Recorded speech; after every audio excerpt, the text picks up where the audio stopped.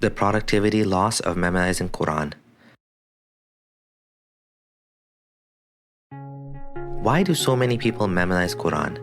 What's in it for them? Why do they do it?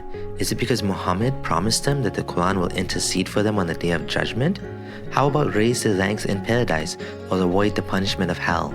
How about to have a crown of light on the Day of Judgment and to intercede for their family members? These are all promises Muhammad made for those who memorize the Quran. How else could he convince his companions and believers at large to preserve his poetry? He couldn't do it on his own.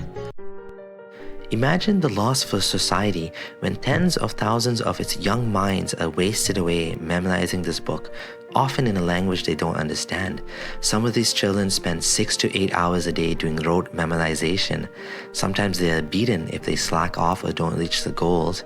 Over the period of several years, depending on the child and time needed, they memorize the entire Quran, 6,236 verses, around 20 or so hours of reading time.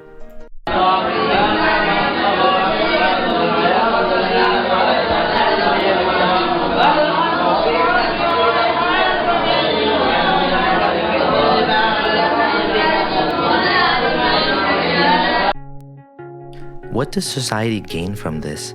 Imagine the same effort put towards teaching them language, science, ethics, or math, or even just letting them play the way kids need to. Instead, all of this effort to memorize stories of prophets would challenge the enemies of Allah, split seas and turn staffs into snakes, or other such mythical tales. Stories of how angels came to help Muhammad in battle to defeat the disbelievers. Lots of threats of hell and abuse towards disbelievers.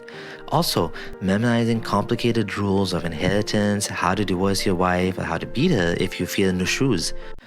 People are free to spend their time how they wish. If someone wants to spend their time memorizing Quran or the digits of pi or Lord of the Rings quotes, and they do so of their own free moral agency without any threats or false promises of paradise, that's their own choice to make. The problem is when people are lied to and told that they are gaining some reward from an invisible God, and they give up their precious life for a lie. Those of us who care will try to help them out of that illusion.